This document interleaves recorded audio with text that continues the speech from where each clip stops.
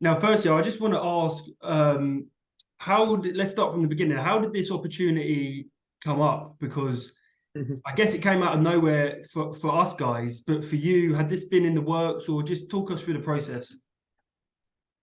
I received a phone call from Mike.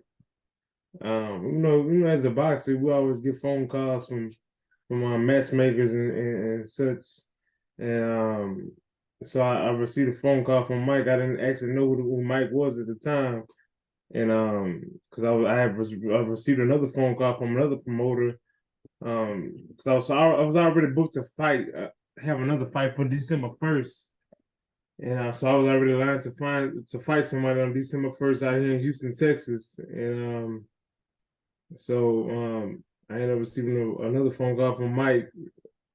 Um, and I kept ignoring them because a lot of matchmakers always calling me and sending me text messages trying to go fight their guys in their hometown and stuff like that. So, and I just recently fought a guy that was undefeated in his hometown in St. Louis, Missouri. So and I took that fight and I won. I won it out there. And like I said, I was supposed to fight on December 1st. Mike ended up contacting me, and I was really kind of ignoring him at first, and I was just getting out of practice and stuff, and I kept ignoring him. He kept telling me, "I got a big opportunity to fight for you if you want to take it." And I said, "Okay, who is it?" Like, and he didn't want to tell me who it was. I guess because he didn't want me to broadcast who it was or whatever like that. So, I like, well, who is it? He never texted me back the name. He said, well, I need you to call me, something like that, and we could talk about it and negotiate over the phone. I'm like, man, this matchmaker, whoever this guy is really just bluffing with me. So I'm like, okay, whatever. So so I never called him. I never called him because I was still just waiting on the fight for December 1st. And so he sent me another text me like, do you want to take this fight? It's a big opportunity fight for you.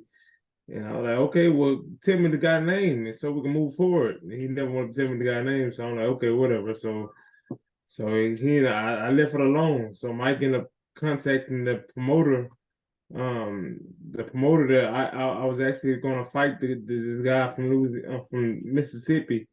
And so the guy from Mississippi, the promoter of that fight for December 1st, he ended up contacting me saying, "You want to fight this guy?" I'm like, "Yeah, I want to fight that guy. What's up?" So that's how I got in contact with Mike. I ended up calling Mike ever since I knew who he was trying to get me to fight.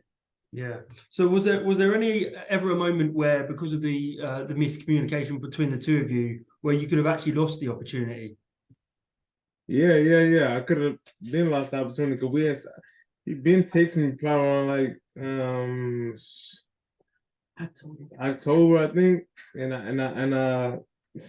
I was ignoring him at first. I'm like, so I didn't reach back out to him until like the end of October, like 2 weeks after, until I actually knew who was trying to get me to fight. So I'm like, okay, yeah. So I reached back out to him. I'm like, yeah, I would like to take that opportunity. So yeah, I could have lost it. So I mean, they kept reaching out though, so they were persistent. Well, thankfully for you and everyone else, the opportunity arose. How much of Jake Paul's boxing career did you know, or did you pay attention of? Is it something that you've seen and followed? I never really just paid attention to his career like that. I seen his brother fight Mayweather. I seen that. And as far as him when he was fighting, as far as him fighting like the UFC fighters and stuff like that, I never really just paid attention to it like that. But um, I actually heard about because I had my homeboy. My homeboy was actually in camp and stuff like that. So he was telling me he was telling me that he had fights coming up and he was trying to find a boxer to fights and stuff like that too. But other than that, I never really just paid attention to his career like that. Right. Did your friend give you any sort of inside knowledge on him?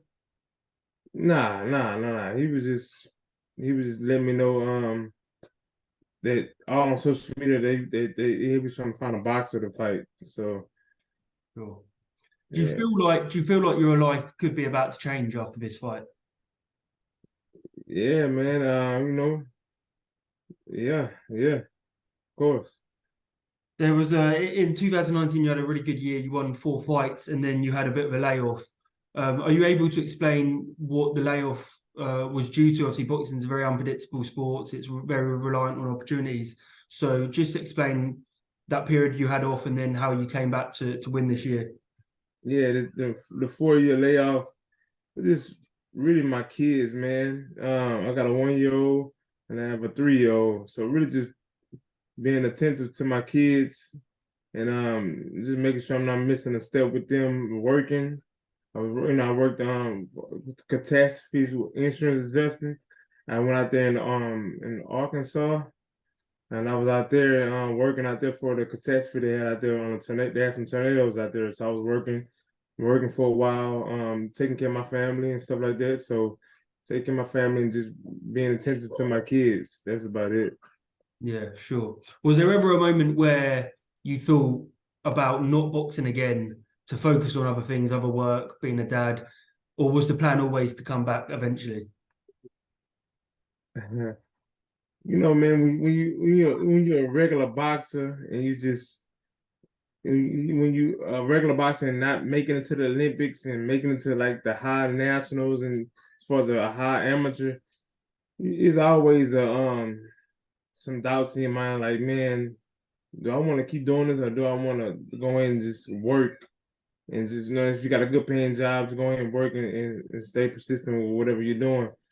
So it was that was one of the thoughts in my mind as far as just going and just stop boxing and just going to work. But but it'd only be every time I would work, then I would go ahead and I'd be like in the middle of my job, I'd be like 1 month in my job, and I'd be like, man, I need to box again. I need to make sure I stay training and stuff like this so I can stay always be in shape to go ahead and fight again. So Yeah, it was both sides.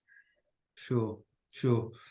It's interesting that even Jake's own promotional company, MVP, have been putting out messages saying that you're coming to end his career and how important this is for Jake's career, how detrimental a loss could be. Are you in the mindset that you are going to go in there and actually put an end to Jake's boxing career? And I'm not going to be the one that's going to predict.